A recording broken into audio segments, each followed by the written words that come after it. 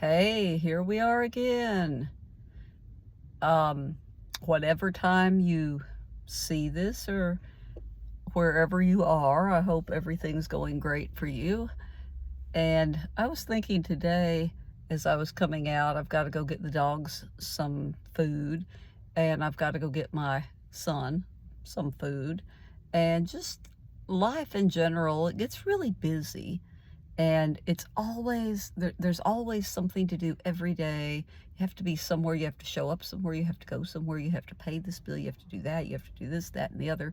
And people get really caught up in that, and we forget sometimes, and I'm so guilty of this, we forget sometimes that we need to just be there and show up for the people that actually we care about and that they care about us, because I have a small circle of friends.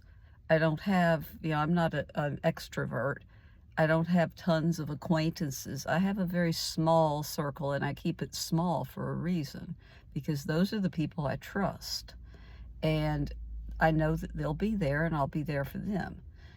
It's very complicated when you think about how people continue with their lives and we kind of drift apart, and people that you knew maybe, however many years ago, they just disappear. And it's all part of just natural changes that we have in life.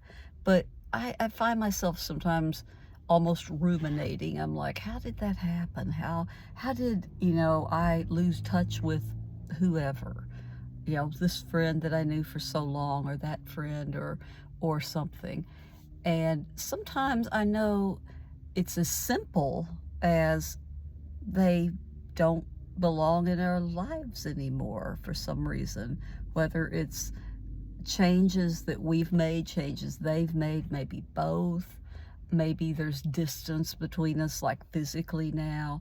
I don't know. But everybody's in such a hurry all the time. And I remember when I was younger, it didn't feel like that, and I can't decide if it was just because I was younger and, the parents were doing all the stuff that needed to be done, but it feels like everybody just can't sit still very long these days. And my dad, come to think of it, my dad told me when I was maybe, oh, I don't know, I was a young teenager. And he said something about, well, you kids can't even be bored these days.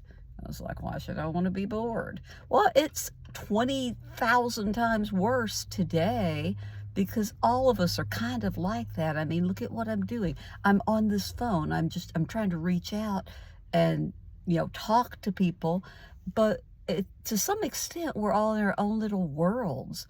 And that bothers me a lot.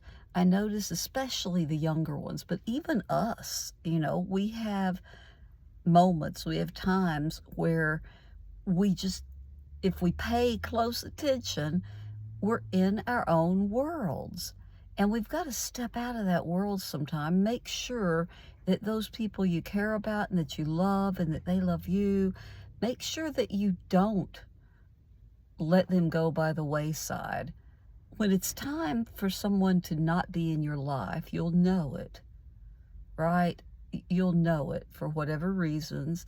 You have discernment, or there's just, like I said, things that happen, and sometimes those people, or maybe you, are gone from each other's lives.